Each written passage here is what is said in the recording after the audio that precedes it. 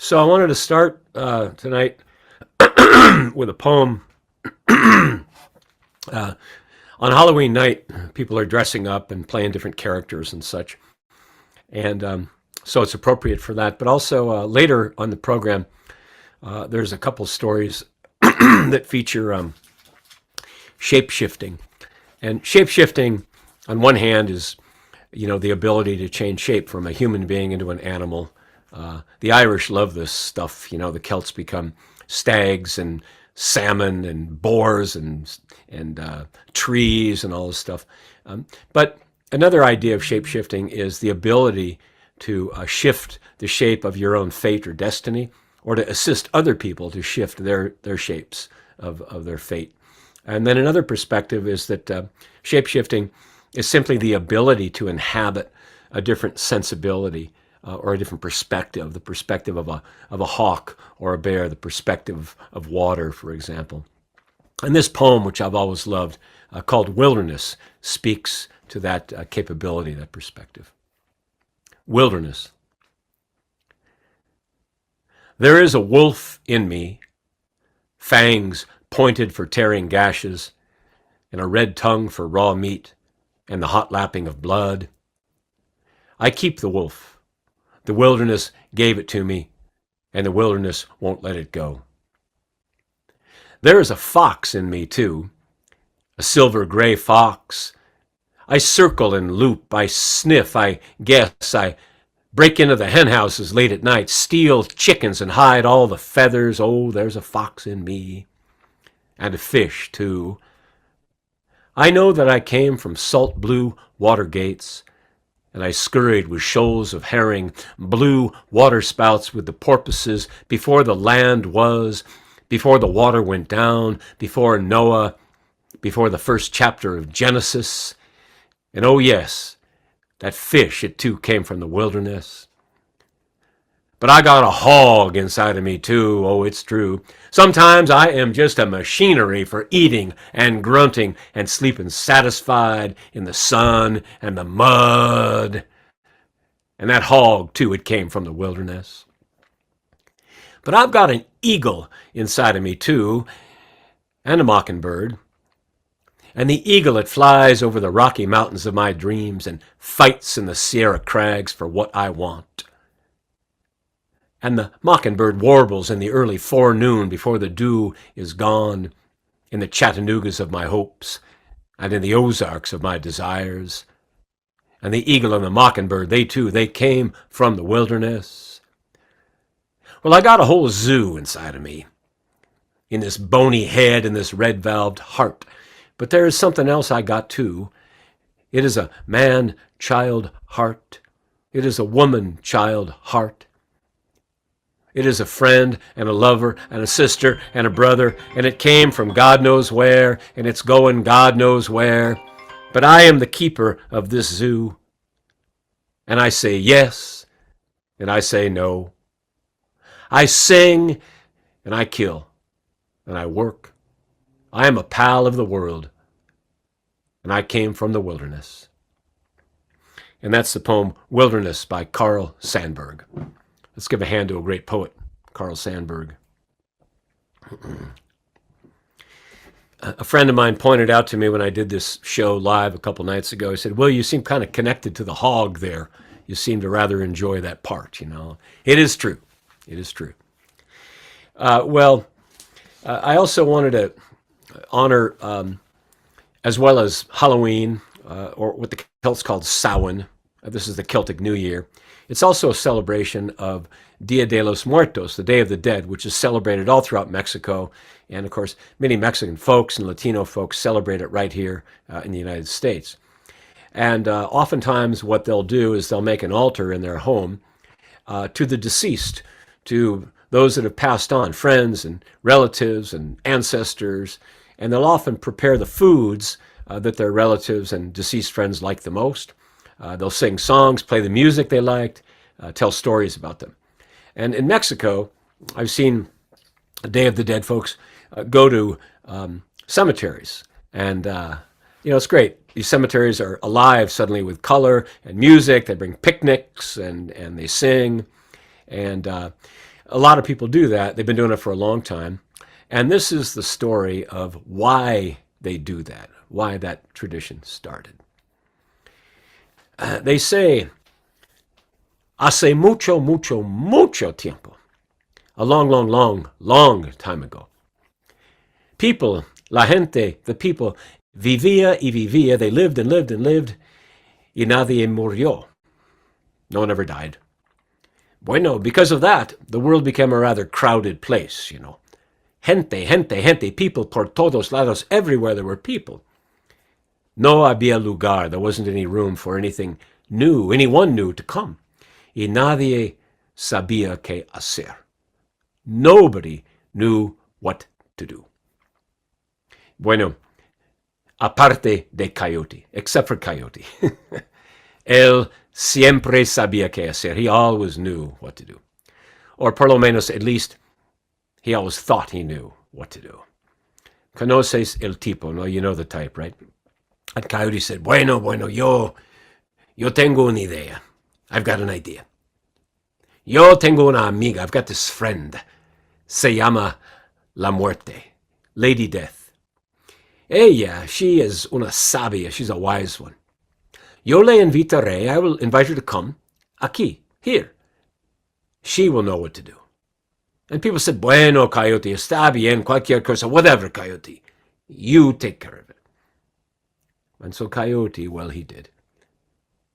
Coyote invitó la muerte. He invited death to come into the world, and ella sabía qué hacer. She knew what to do. She slowly, day upon day, week upon week, month upon month, she took people from this world to la tierra de los muertos, to the land of the dead.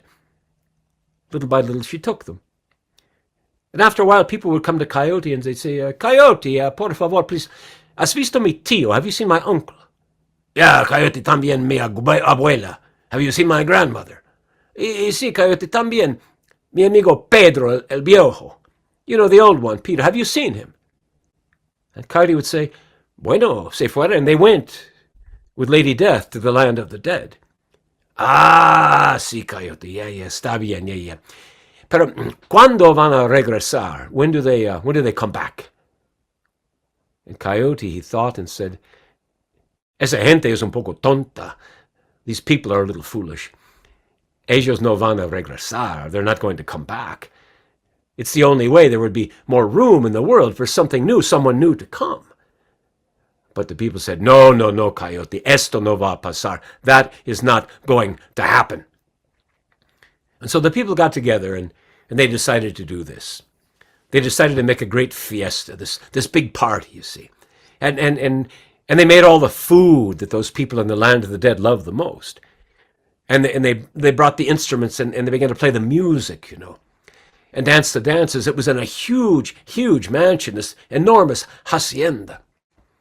And of course they were dancing and singing, and the aroma of the food was rising up. And you know, they say that songs and poems and stories and prayers, they can travel from this world to the other world. And sure enough, the people in the land of the dead, they heard and they smelled and they said, yeah, ellos, they want us to come back. But Coyote, when he saw these people from the land of the dead returning, saw their spirits, he knew this wasn't a good thing. So quickly he went inside of the hacienda and he said, now you listen to me. If you want the people to return, you have to sing louder, dance with passion. We have to shout and scream and dance wildly. And so the people did. And as they did, they didn't notice Coyote. He shuttered every door and window in the hacienda. And as those spirits came, they began knocking as loudly as a spirit can knock upon a door. But the people inside, they were dancing, singing, making music so loudly they couldn't hear the spirits outside. And at last they said, ellos no nos quieren. They no longer want us. And so the spirits, they went back to the land of the dead. And since that day, when people die, they go to that land and they don't come back this way. And since that time, the people, well, every day of the dead, they play the music and dance the dances. sing the songs and tell the stories about all those that have passed. And since that day, well, you'll probably notice when people see a coyote, they throw a rock at him or a stick. They'll shoot him, they'll poison him, although they've long ago forgotten why. But Coyote, he knows. And when he runs away, he always looks back over his shoulder, knowing the people are still a little angry with him for bringing La Muerte into this world. And that's the cuento, the story of how Coyote brought death into this world, for it was death who saved this world. And that's the tale. Salud. Happy Dia de los Muertos. And to the great Mexican storytelling tradition.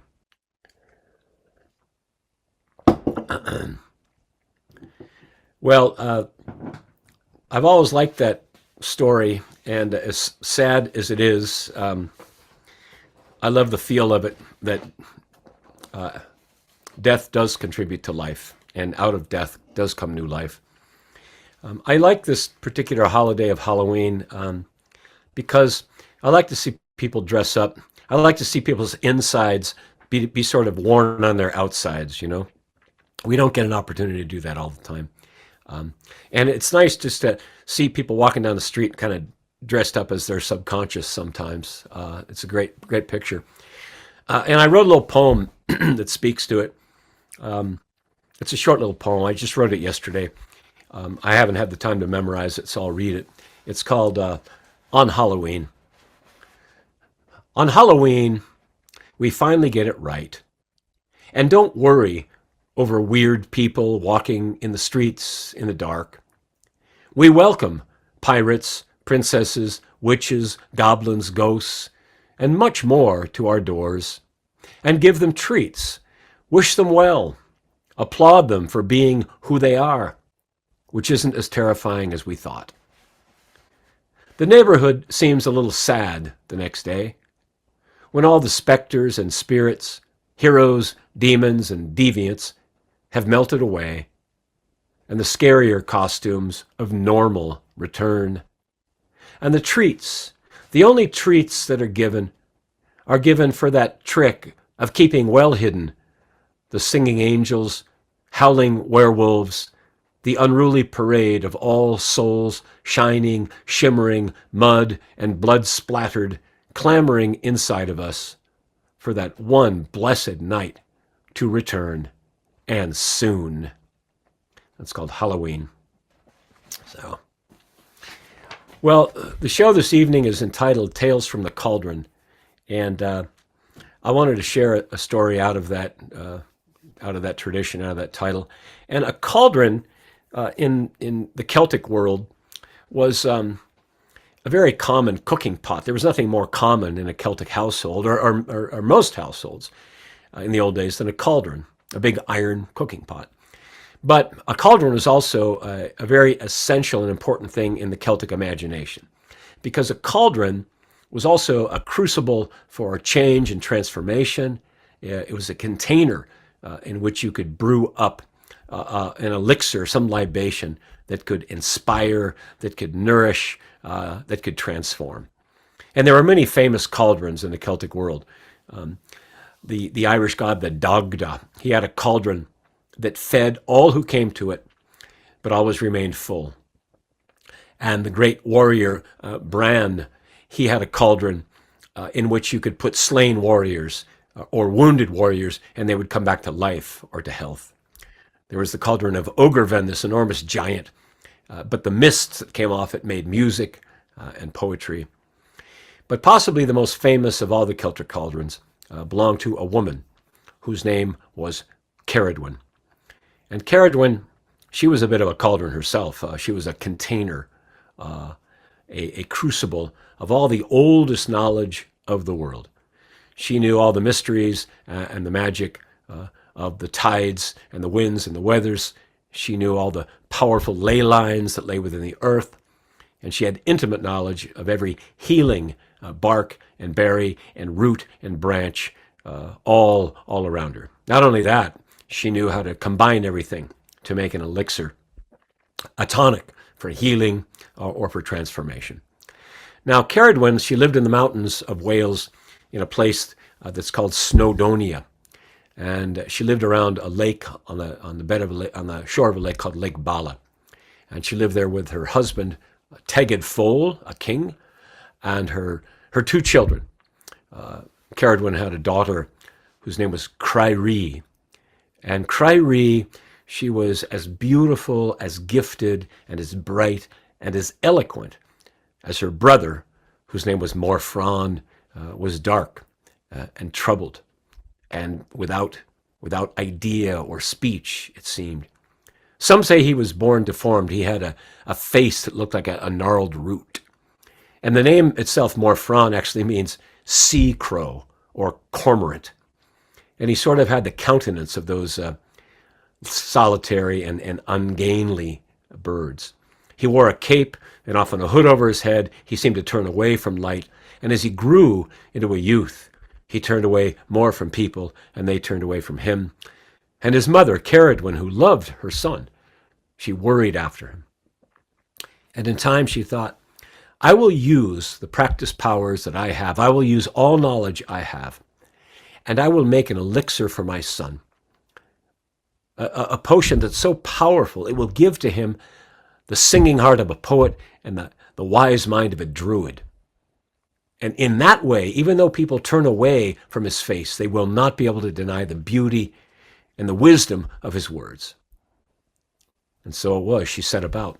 It took a long time, for she had to gather all these essential ingredients, and she had to find them just at the right place at the right time. So you could see her now, working, sometimes in the heights, in the snows. Sometimes she worked on the seashores, gathering stone and bone, and sometimes in the summer in the deepest leafy glens. And she was gathering the yarrow root and the hawthorn bark and the hazel nut and the St. John's wort. All of these things she knew, and it took months and months to gather everything from just the right place. And then she found the water from 10 different healing springs. And she brought all of that, and she had her cauldron, her enormous cauldron, brought into a meadow that was ringed by these great oak trees.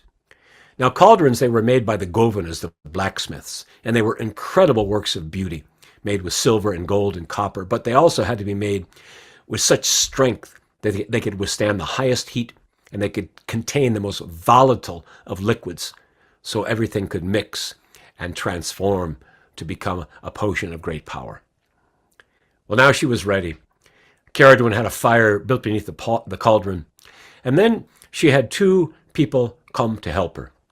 From a nearby village, she had a blind elder, a good fire tender, whose name was Morda, the blind elder. And he tended the fire to make sure it burned just evenly. And the other one who helped her was sort of a wayward youth whose name was Gwyn Bach. And some people tell me that means fair boy or small boy. Whatever it was Gwyn Bach that she gave the task of stirring the cauldron. And she would say, Gwyn Bach, listen to me now, boy. Always stir the cauldron in one direction, for everything must mix and mingle perfectly. And it will take a year and a day for the potion to attain its power. And even after that time, only the first 3 drops of the cauldron will have the potency to give to my son a singing heart and a brilliant mind. Stir, Gwyn Bach, stir. And so he did. Days passed. The phases of the moon changed. Sun and moon rose and set. Now in the fair weather, the cauldron, it was in the meadow, in the open air. But as the weather changed, they built a bothy over it, a shelter of timber and branch. The sides, however, were open. Every day, Ceridwen would come to the cauldron. She would add this ingredient, that ingredient. She would look upon it. She would sing over it. She would chant beside it. She would speak words into it. And always Gwyn Bach would stir and stir. And she would say, Morda, make sure the fire is only so hot, for the cauldron must never boil, must never, ever boil. It was on a winter night. She came to the cauldron. It was late. And she said, "It is done." She looked upon it and she said, "It is ready, it is perfect. It has reached its full force, and now the fate of my son is soon to change." She was elated.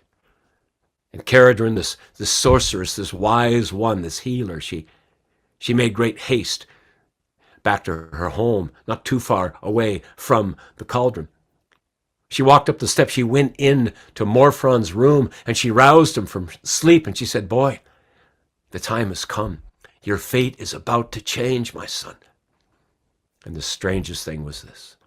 Just as Morfron roused from sleep, an errant wind aroused from the waters of the ocean. It blew up into the hills and through the woods and into the bothy. And just as Morfron rose from his bed, a cry of pain arose from the bothy. Morfron nor Caradrin could hear this cry. It was too far away. But Morda, the blind elder, could, and he said, "Boy, what is it? What is it?" For the cry of pain came from the lips of Gwion Bach, the youth who had been stirring the cauldron.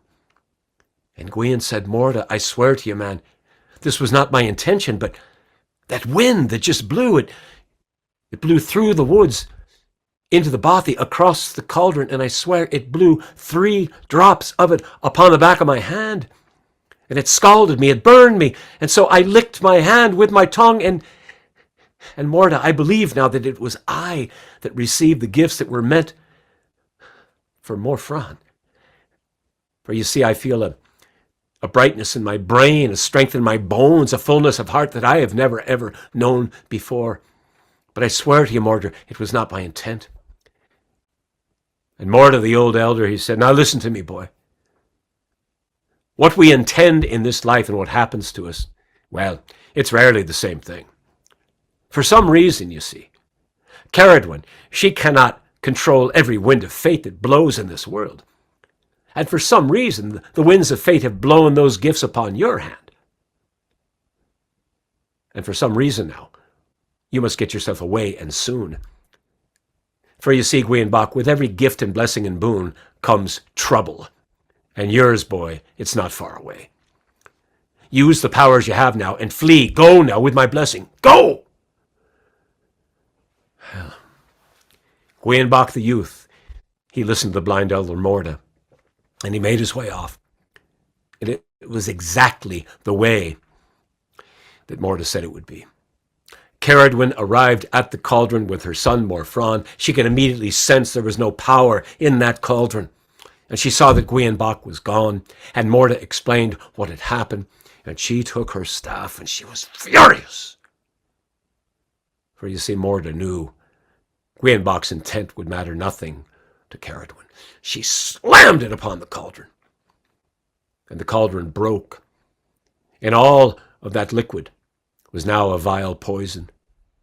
It went into the earth, it flowed into the streams, and the next day 5 horses died just taking a sip of that stream. And in that place in Snowdonia today, where the cauldron broke, nothing has ever, ever, ever grown. She was furious, and she cried out, "Gwion Bach, there is no place in this world that you can hide from me."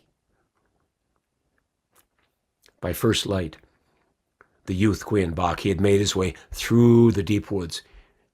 He looked out, though, across a vast field of heather, and he knew he could easily be seen if he crossed it. And so he used the powers he now had to shift his shape from that of a boy to that of a brown hare of the heather. And as a hare, he bounded through the heather, living for a time in the tunnels and the warrens as a hare of that heather, until Caradrin sensed him out. She became a greyhound and chased after him. She chased him in time to a cliff, and she was about to bite him when he leapt off the cliff into a stream and became a salmon of the sea. And he lived like that for a time in the streams and the tides, until a great black otter found him. Caradwin again rose to take a bite out of his belly, but Gwion Bach, as a salmon of the sea, dove deep and then flew from the stream into the sky, and his fins became wings, and he became a skylark of the air. And off he flew, and he lived for a time in that way. until at last a great falcon of the sky, Ceridwen herself, dropped down and caught him and reached down with her beak, and just as she was about to tear the life right out of him, she found nothing. For Gwion had transformed himself from a skylark of the air to a grain of wheat. And as a small grain of wheat, he flew through the sky and landed in a field of 10,000 grains of wheat, and at last he was safe. You don't really believe that, do you? No, of course he wasn't safe. Who is ever safe from a vengeful goddess, you know? Ceridwen came for him as a great black hen. She came poking along. And eventually, out of 10,000 grains of wheat, she found the one that was Gwion, and she pecked him up and she swallowed him down. But Gwion, he used the knowledge he had to swim from the belly of Ceridwen into the womb of Ceridwen. So in time she grew large with child. And she knew exactly who this was. And you see, her heart had turned to stone now.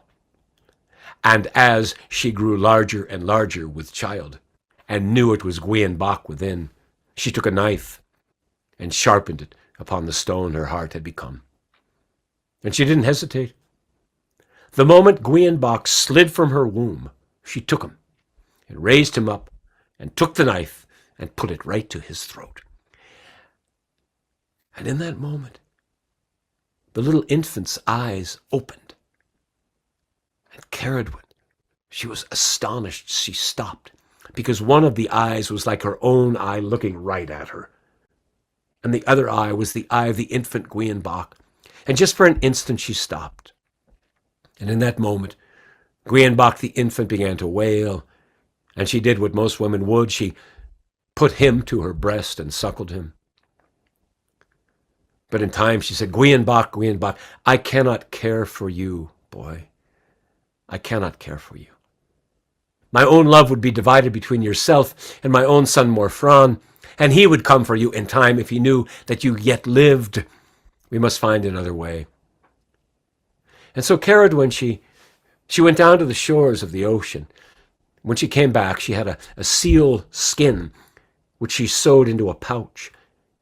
And then she went into the woods, and she took wicker, thin branches, and she wove until she had woven a coracle, a small round boat. And she sewed a hide around that. And then she took the pitch, the sap from the trees, and she patched all of the seams up. And she made another coracle to place atop the first coracle, like a large clam shell. She took all of that in Gwion down to the shore where the great river met the sea. She laid him in the sealskin pouch. Some say she kissed him upon the forehead. She said to him, Gwion, infant of my womb, child of my cauldron, you will now be thrice born. For the currents and the winds and the weathers of the ocean, they have their wisdom, and they will find a place and a people and a time to receive you.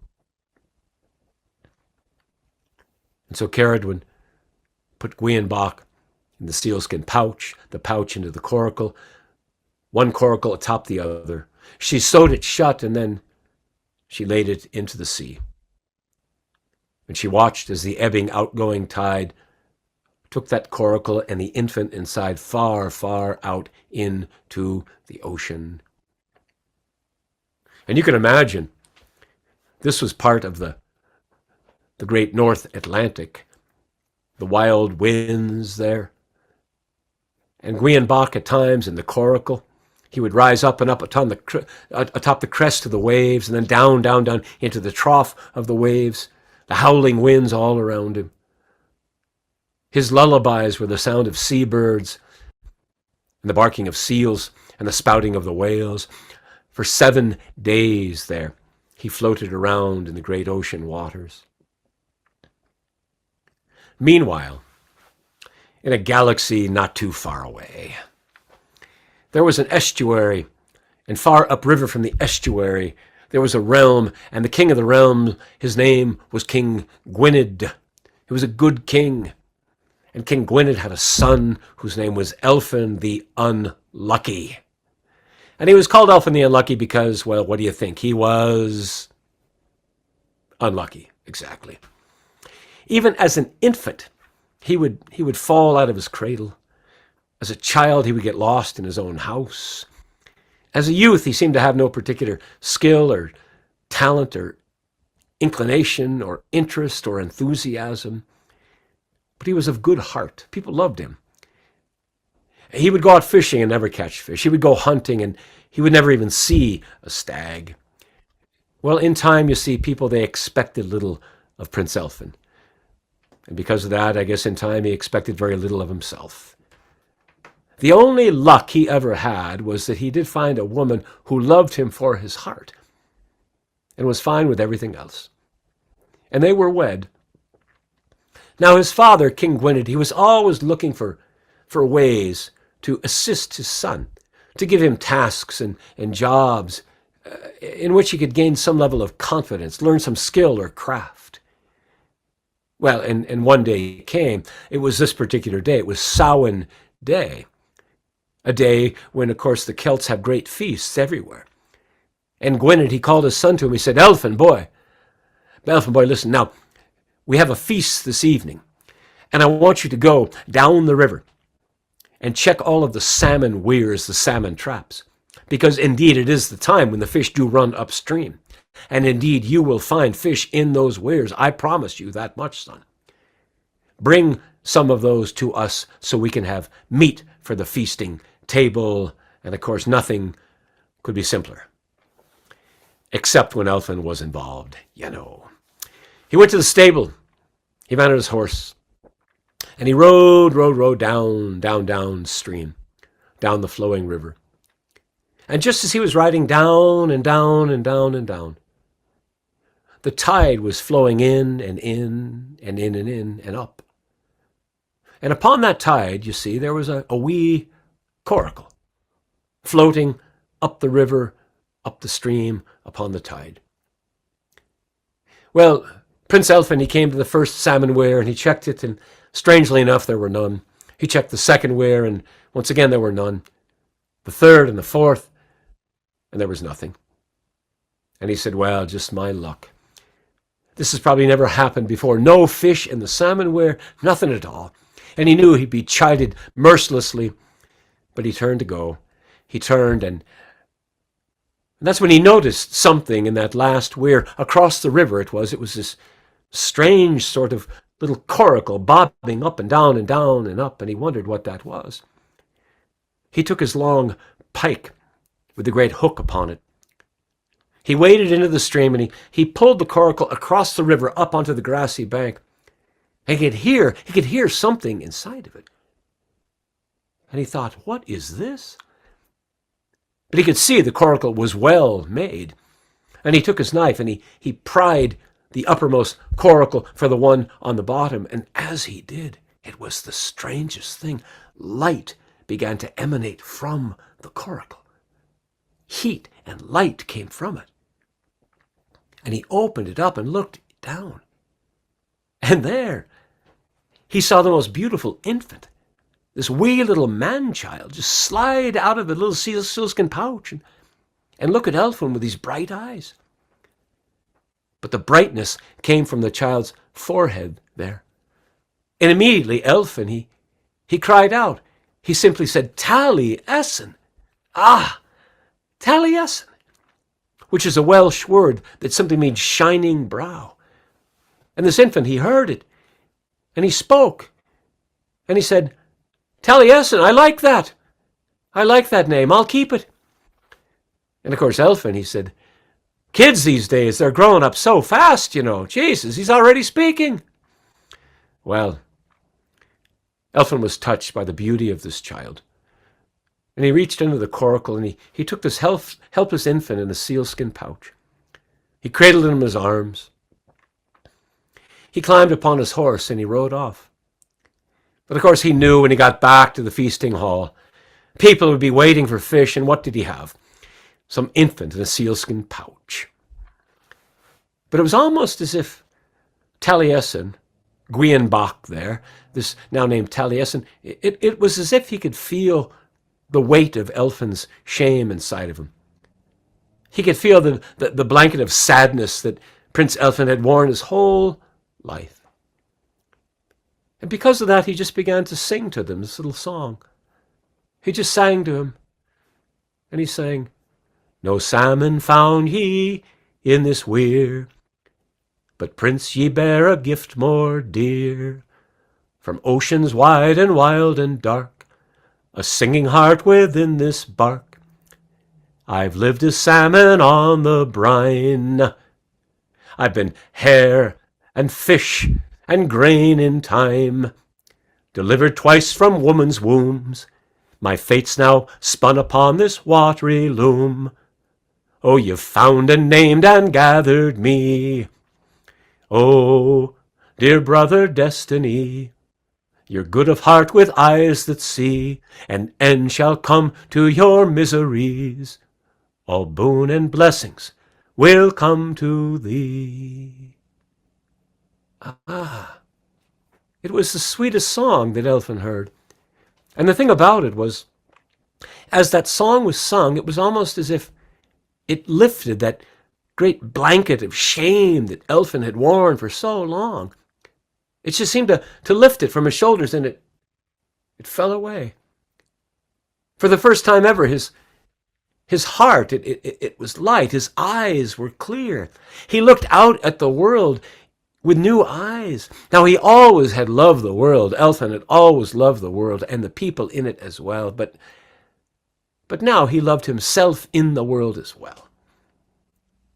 And when he returned home, he got down off the horse and he went into the feasting hall. And sure enough, the people said, "Elfin, Elfin boy, where's the fish? Where are the fish?" And he said, "I found no fish, but this is what I did find."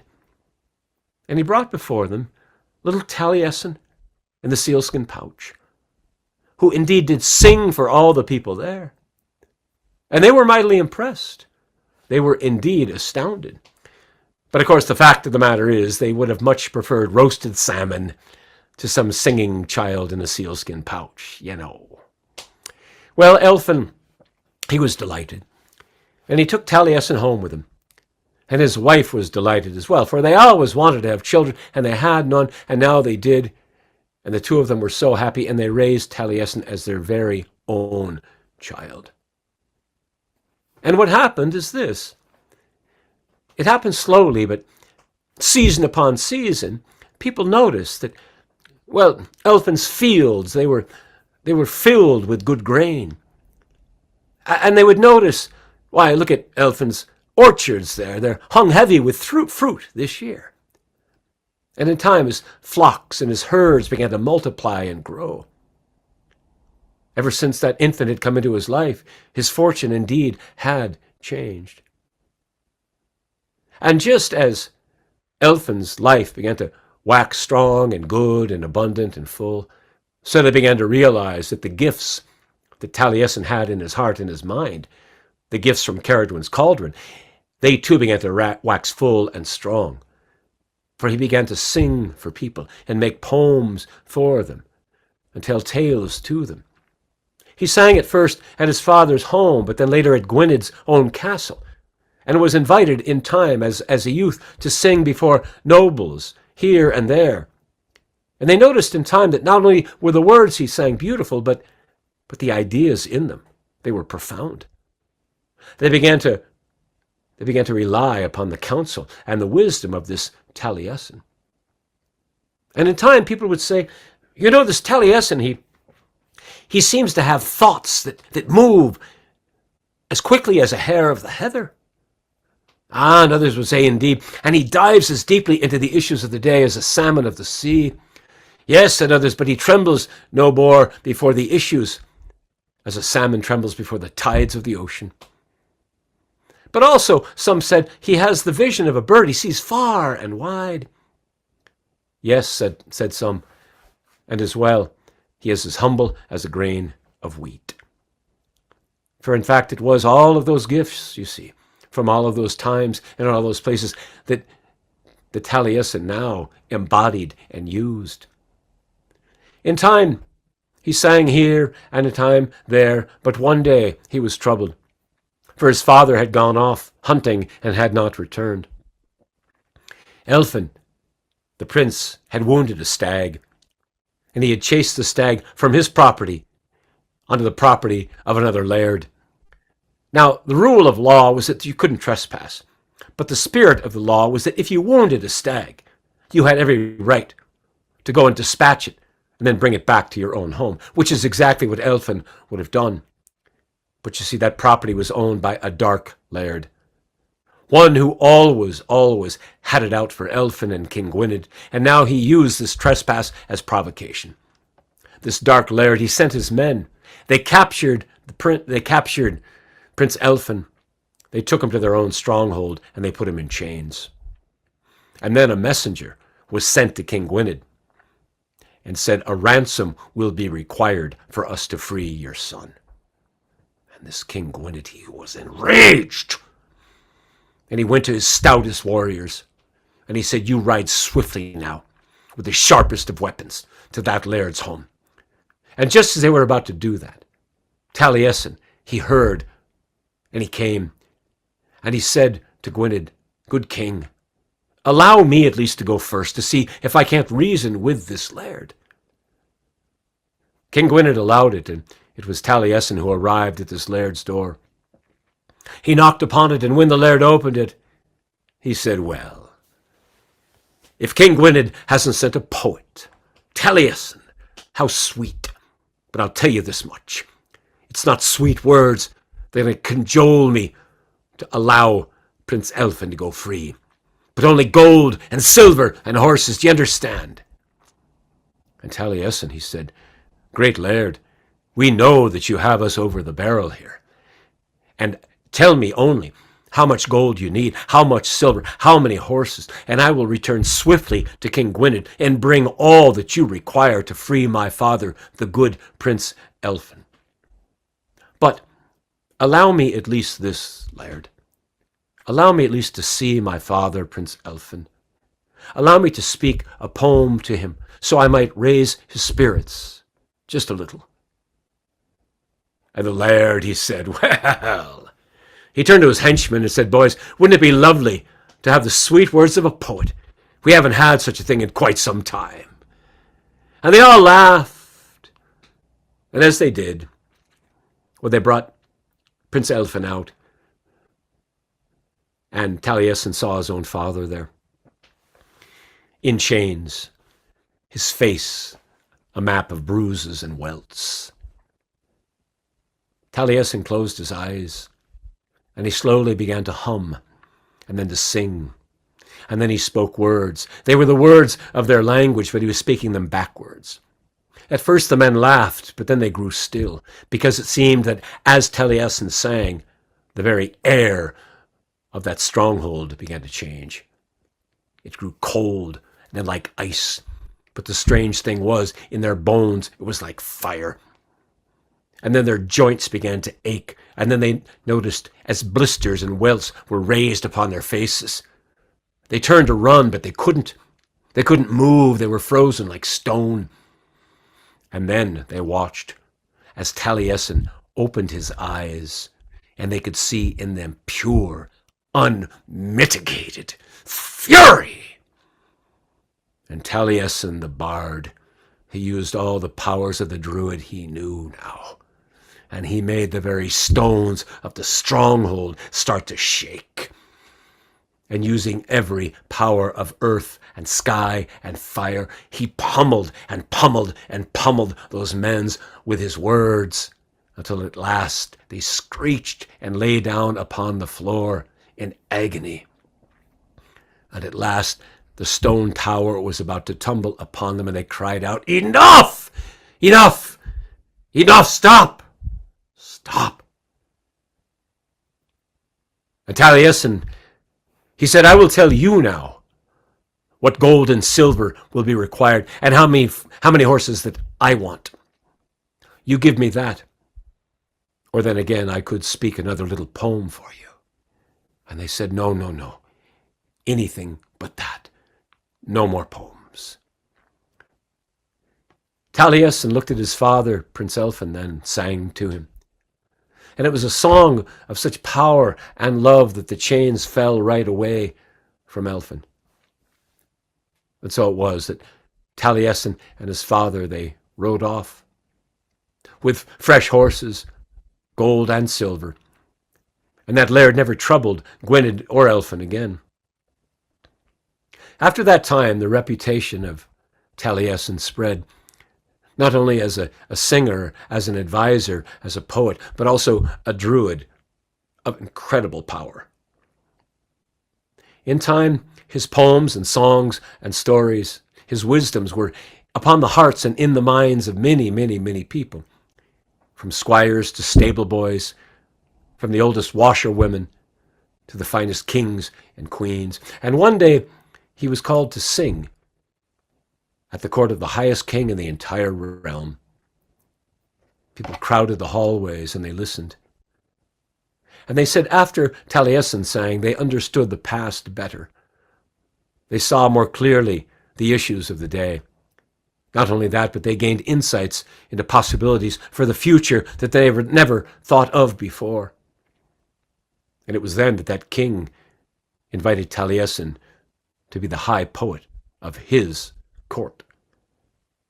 And so it was in time that this wayward youth, Taliesin, this wayward youth did gain the gifts of Caradwyn's cauldron, and then had to flee from her as a hare and a fish and a hawk and a grain of wheat. And it was Caradwyn who then devoured him and gave birth to him and put him in a coracle. And it was then he was put out to sea and then drawn into an estuary and then saved by Prince Elfin, who named him Taliesin, who then did change the fate of Elfin's life and became a beloved poet and singer and advisor all throughout that realm. It was in that way that at last he did become the high bard, the chief poet for that king who was known as King Arthur himself. You might have heard of him. Well, they say Taliesin served King Arthur long, and he served him well.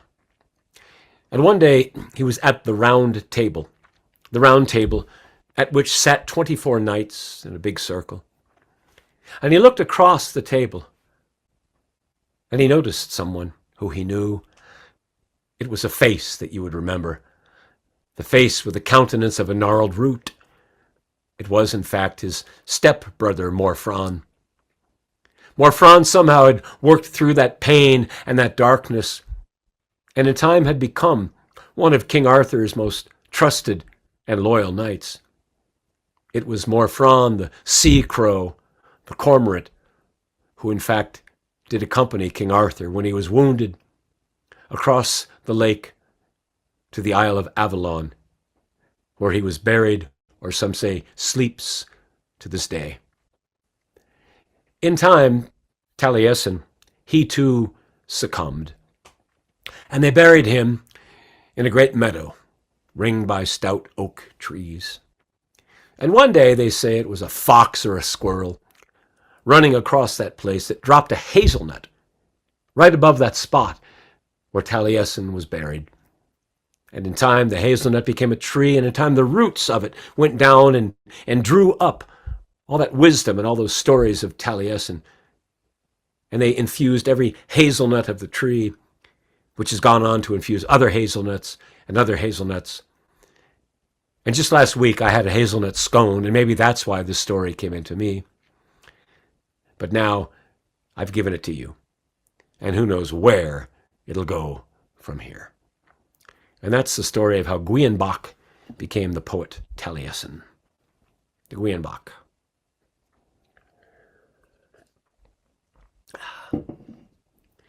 Well as Gwienbach and Taliesin, many of us know, have heard of King Arthur. Most of us probably know of King Arthur. And some people have heard of Taliesin. But most of the times, very, very few people that I ask anyway have ever heard of Caradwyn. And so I want to raise a toast to her, because it's not just Taliesin, but it's the gifts of the cauldron that were gathered by that great sorceress goddess painstakingly over time. And that cauldron was tended and tended and tended for a long time. And so, as well as honoring the great poet Taliesin, we honor the source of the singing heart and the source of the bright mind. To the goddess, to the sorceress, to the great one, Ceridwen. Sláinte, salud, cheers to her.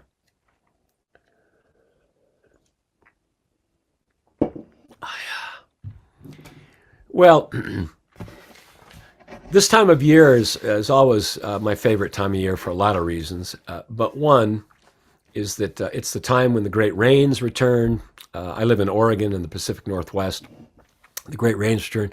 The leaves fall from the trees, and everything becomes starker, in some ways clearer. You know, I love to go storm walking. I love the dark time of year. The Northwest is beautiful outside, but this time of year we also say we favor the great indoors, you know.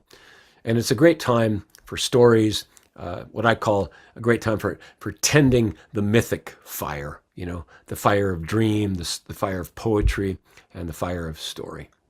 And I find this to be a particularly a good story for this time.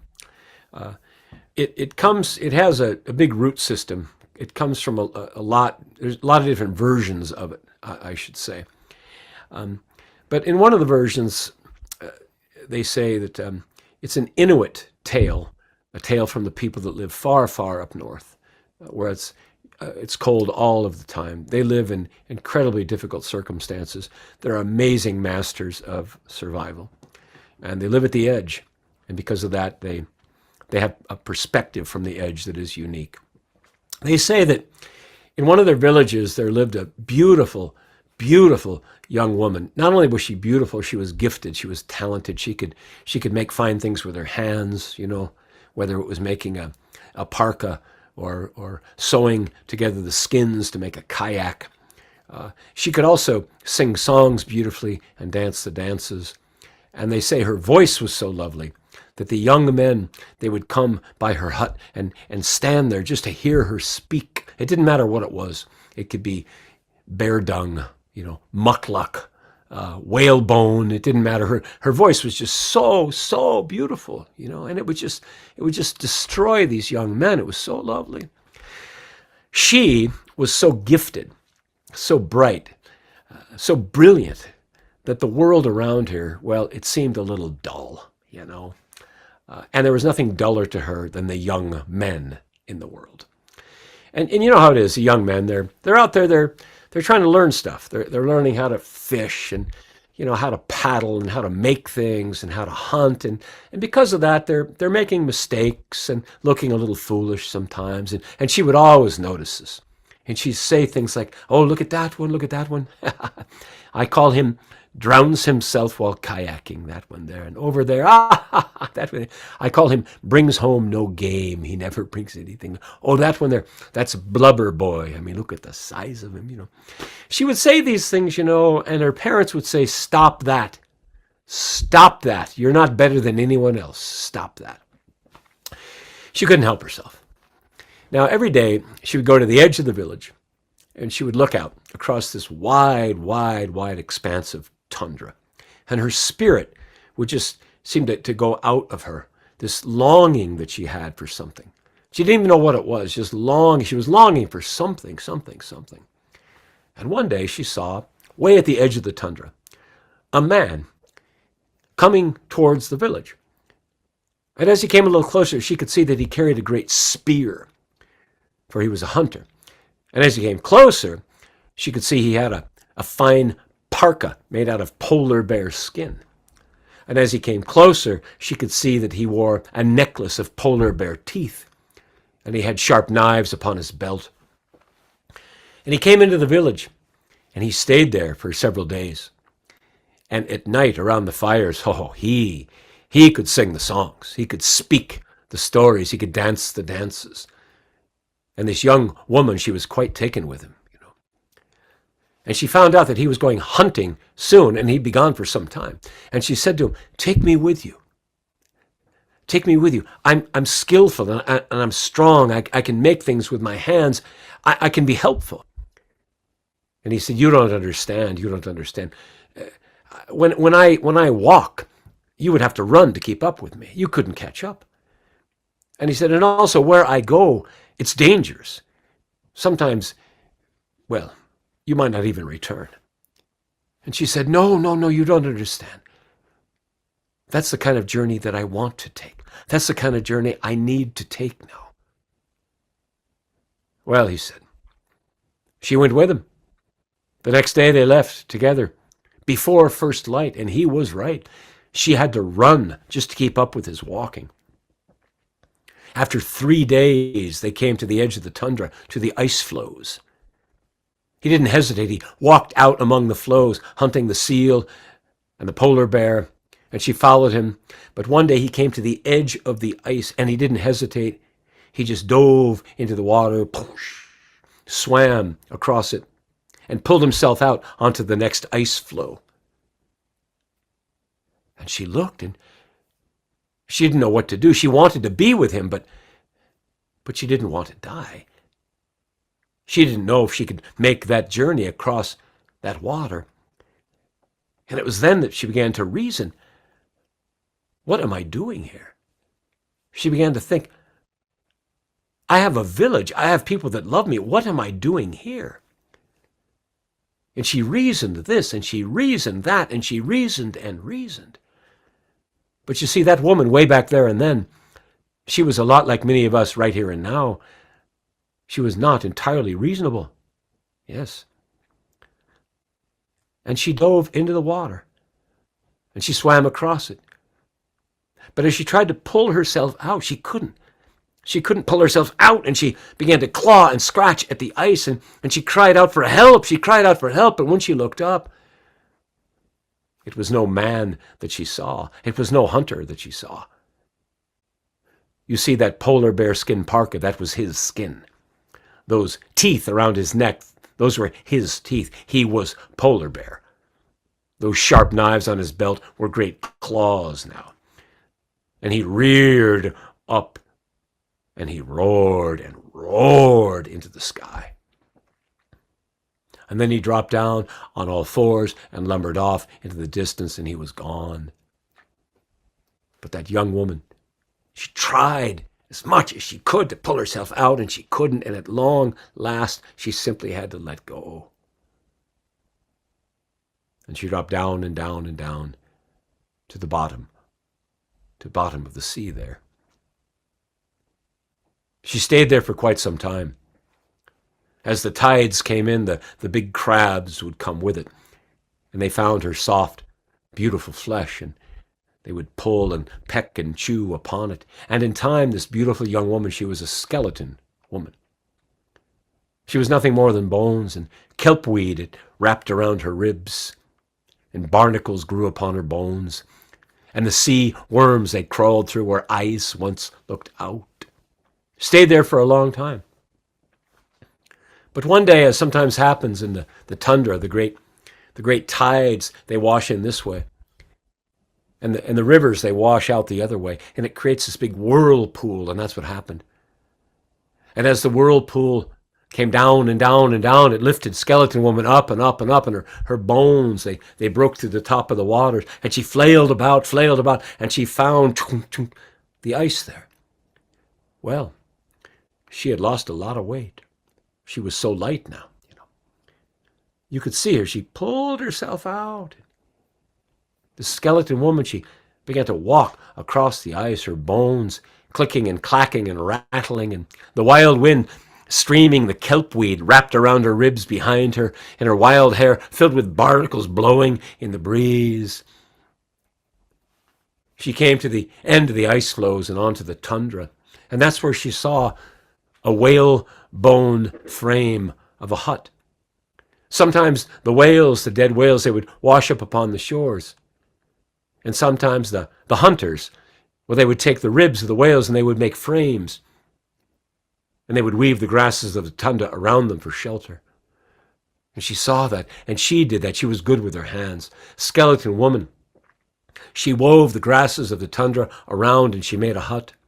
And just as winter came and snow fell, she went into it. And she slept for a long, long, long, long time. She awoke to warm air. She awoke to birdsong. She awoke to the thought, this has been a dream. This is only a dream. And she threw open the flap of the hut, and the sun came through, and she saw she was still nothing more than bones.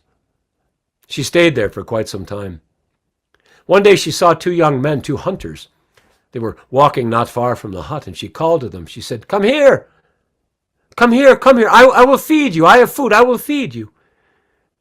Now, when you're out hunting, sometimes you don't find food. So when someone says they have food for you, you go. And the two young men came, and Skeleton Woman, she came out of the hut holding pieces of salmon. And the young men took one look at her and went, "Ah!" They were terrified. They ran all the way back to their village. They dove into their hut. And that night their father, who was what was called Angekok, or healer, or shaman, he said, "What happened to the two of you? Did you see a ghost or something? You haven't talked all day long." And they said, "Oh, Father, we saw something stranger than a ghost. It was this woman, strange woman. She invited us for food, and we got there, and she was nothing more than bones. She was just an old skeleton woman." "Ah," the old man said, "that's the kind of woman I would like to meet." He took his frame drum, you see. He took it down, and he warmed it over the fire to make the skin nice and tight. And all night long, as his sons slept, he woke and he chanted and he drummed slightly upon the frame drum, thinking and wondering and thinking and wondering. And the next day, he took the drum, began walking, because sometimes when Inuit people walk a long way, they play those drums, and the drumming helps the walking, and way in the distance, she could feel that drumming in her own bones. The old shaman, he finally came to the hut, and he said, "Hello? Hello in there? It's kind of cold out here." She said, "Go away. I'm nothing more than bones. Go away."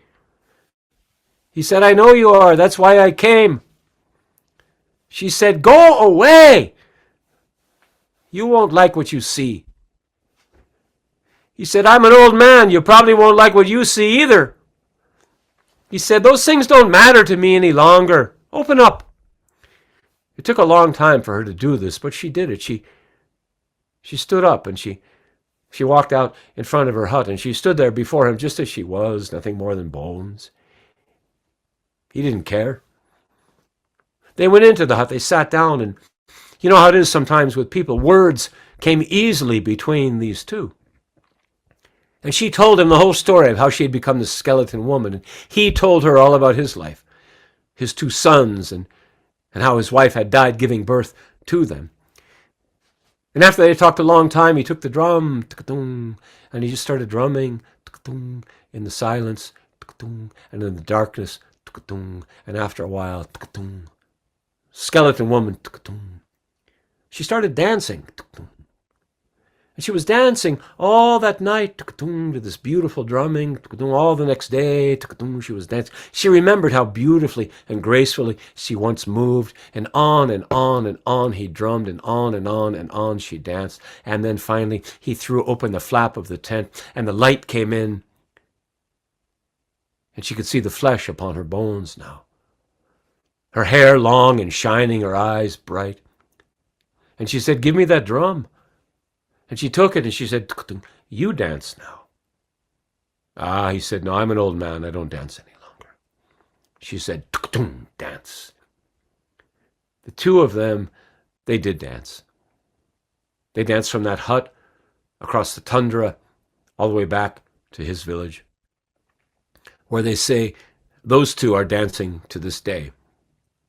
through death, back into life, through death, back into life, through death, and back into life. And the old Inuit, they say that when you play a drum like that, what you're really hearing is that man and that woman dancing and dancing and dancing. I don't know. I'm just a storyteller. But that's what the old Inuit people say. And if they don't know, well, who does? And that's the story. Let's thank the Inuit for that tale. Some of you might remember that story. There's many versions of it. Some of you have read the book, Women Who Run with the Wolves. And I always love that version of the story too. And the gist of it is just a little different. But in the version of that story, there's a young woman that's thrown by her father off the cliffs into the ocean. And she sinks down, she becomes a skeleton woman. And one day a man goes fishing in his kayak, And you know how it is when you go fishing. Fishing is the first faith-based activity. And he thinks, oh, I'm going to catch a big one today, which is how we always think when we're going fishing. Today's the day. Well, he gets out there and he lowers his fishing line down. And the hook happens to go right through the ribs of skeleton woman, right? And he pulls it up and he thinks, oh, wow, this is a big fish. I've really got a great catch here, And I always think this is the beginning of every relationship, right? We think, oh, this is going to be the best. And of course it is. But we pull the skeleton of everything up too. And that's what he did. He pulled the skeleton up. And when he saw it, he was terrified. And he paddled away. But the fishing line did what fishing line does. It got tangled on the back of his kayak. And the faster he paddled, the faster skeleton woman came from behind him. And then finally he arrived on the shore. And he got out, and as he ran towards his hut, his ankle got caught in the line, and now he was pulling her behind him. And he dove into the hut, and who came sliding right behind him but skeleton woman. And she crashed into the hut, and one of her legs was behind her neck now, and one of the arms out this way, and her head was turned around. And he laid her down, put a pillow under her head, put her arms over her chest like this. And then that fisherman, he went to sleep. It had been a long day. He was tired. But as he slept, she woke up. And when she did, she heard a drum in that very hut. It was the drumming inside the fisherman's heart. And ever so gently and so carefully, she reached into his chest and she removed that drum of his heart. And she played that drum all night long. She played. She softly sang as he slept. And then ever so carefully, she put his heart back into his chest. No sutures required. And he woke up the next day and turned to see beside him a beautiful woman lying there. And in the story they say the two of them got tangled up all over again, but in a much, much better way. And that's another version of the Inuit woman story.